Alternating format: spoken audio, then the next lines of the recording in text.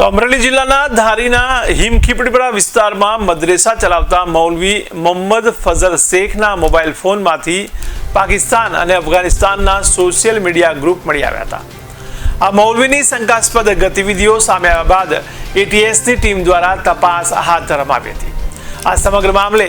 મૌલવી જે મદ્રેસા ચલાવી રહ્યો હતો એ ગેરકાયદેસર જમીન પર હોવાનું સામે આવતા તંત્રનું બુલડોઝર ફેરવી દઈ મદ્રેસા જમીન દોસ્ત કરી દેવામાં આવી છે। ધારીના હિમખીપડીપરા વિસ્તારમાં મદ્રેસાનું ડિમોલિશન પ્રક્રિયા દરમિયાન કોઈ અનિચ્છનીય બનાવ ન બને તે માટે ચુસ્ત પોલીસ બંદોબસ્ત પણ ગોઠવવામાં આવ્યો હતો, જેમાં 2 ડીવાયએસપી 3 પીઆઈ તેમજ મોટો પોલીસ કાફલો ખડકી દેવામાં આવ્યો હતો। ત્યારે પ્રાંત અધિકારી અને મામલતદારની હાજરીમાં આ મદ્રેસાને જમીન દોસ્ત કરી દેવામાં આવી હતી। તો હિમખીપડીપરાના મદ્રેસાનું આ ડિમોલિશન બાદ જિલ્લાના અસામાજિક તત્વોમાં હવે ફફડાટ ફેલાયો છે।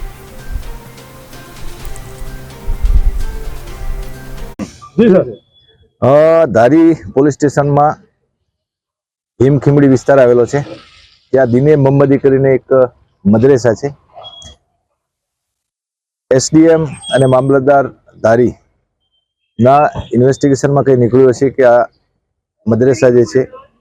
એનું કન્સ્ટ્રક્શન ગેરકાયદેસર છે અને એ બાબતે રેવન્યુમાં આખો કેસ ચલાવવામાં આવ્યો, આધાર પુરાવા માગવામાં આવ્યા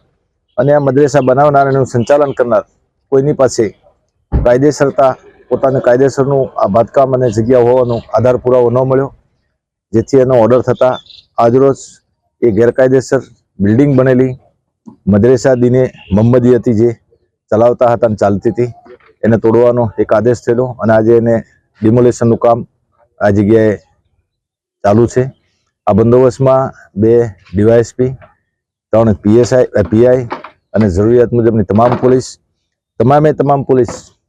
રાયોટ સિસ્ટમને કંટ્રોલ કરવાની જે પેટર્ન છે એ અને બોડી વોર્ન કેમેરા, હેલ્મેટ, લાઠી, જેકેટ, તમામ પ્રકાર tear gas, cell, gas gun તમામ સાથે અને કોઈ જો માથાકૂટ કરે તો